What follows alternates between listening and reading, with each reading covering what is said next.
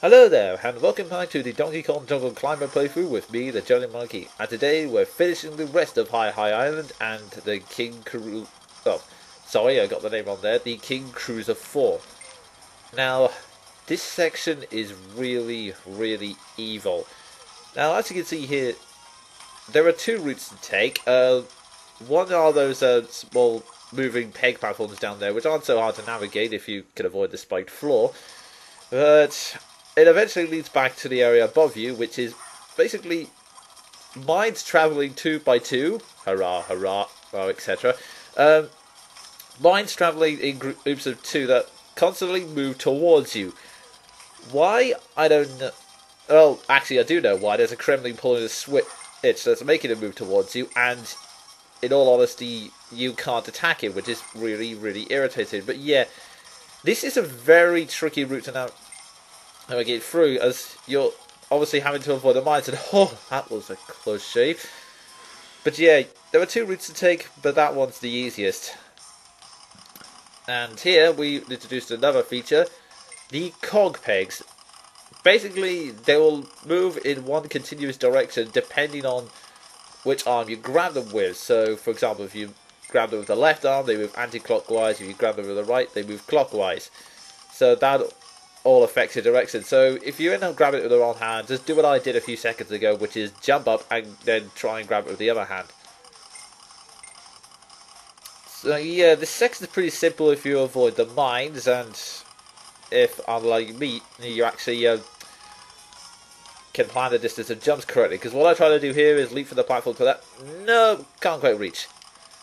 So yeah, we're gonna have to go back and hit one of the use one of the other pegs to get up. So back on the cog. Oh there, and spinning peg platforms. There we go. Yeah, there's a lot of tricks and gimmicks like that at this level, so you have to be careful. Oh, that peg, if you hold on to it with the left hand, it should take you all the way to where I think it's an oil barrel is located, but it's best. I really couldn't be bothered to go through that section at that time, mostly because it's actually quite a tricky section to get through, because, well, let's just say there's a mine waiting for you there.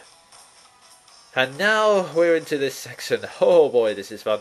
Basically, there's a Kremlin you can't attack that's chucking bombs everywhere. And in order to get past this plot point, what you have to do is catch the bombs he's throwing and use it to destroy the Kremlins up above. Now, as you can see, I perform an amazing shot here that kills 2 in 1. Awesome.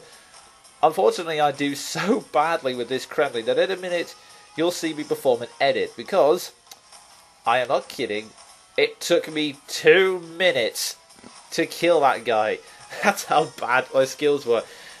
I mean, yeah, there's being honest about my skills to everyone, but seriously, 2 minutes of me spinning around the same peg chucking bombs? Come on, no one wants to see that. And this is the return of another one of my favourite puzzles. And when I say favourite, I'm using that with a hint of sarcastic irony, if that's even possible. And it is the crane puzzle. Yeah, remember this? Remember how you had to hold on to this box for dear life whilst it was spinning around? Well, it's now spinning around even more, and it's throwing you into a large, well, variety of evil and dangerous objects, like these spiked platforms. Oh god. In all honesty, I had died so many times through this section, editing out all my deaths, that I thought I was gonna die here too, but for some reason, I'm actually quite proud of myself for this bit, because this is the one time I didn't die while going through this. Well, the one time I didn't die 5 times before completing this section, which I was quite happy with. Now, some of you may be wondering why I haven't used the crystal star in this entire section. Well, mostly because I know what's coming up next. You'll see what I mean when we get there. But anyway, enough of my rambling, because now that we've rescued Diddy, we're now fighting K.Rool yet again. And there's only one Kremlin left that's following him around. And of course we have the kind of usual banter here, you know, there's no escape now, give me the last crystal banana. Hell no, I am the villain, why would I just give you the most powerful MacGuffin that I've ever had over to you willingly? So yeah, we also now get to see the return of the boss, which I really believe belongs in the Sonic game rather than the Donkey Kong game, but what the heck. It is the return of the Mega Ramp. And I always love the counter animation of DK there, because like I said in the last boss we fought, at first he's shocked, but this time he's like, yeah, I'm ready for you, bitch, bring it on. Now the Mega Ramp, he shares some similarities to the first boss, which is basically use the bolts to remove parts of his casing and then hit the big red spots. But he's got some additional artillery. The first thing you'll notice is that instead of bombs, he has mines, which has destroyed Diddy and make me less fond of the damn things. And of course there's the machine gun, that's irritating, but there is one other weapon which I think will be revealed in a moment where, let's see, I'm trying to avoid the arm spinning around wildly, but I think eventually I get killed by the drill. Yeah, remember how there was nothing on the arm when you first fought him? Well, there is something there now. It's a drill, and it's really annoying because it is surprisingly accurate. You'd think it would be pretty easy to avoid compared to the machine gun, but trust me, sometimes you think you'll be minding your own business, and it suddenly comes out of nowhere so fast, it's really hard to avoid. Oh, God. The number of times I've been killed by that thing, it's just... Ugh.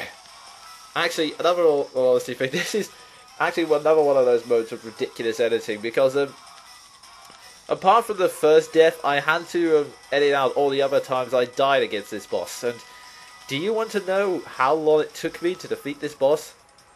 7 minutes. That's right, this boss is so hard that I had to take out 7 minutes of me dying repeatedly against this guy over and over and over again, which is just... oh my god, it's embarrassing if nothing else.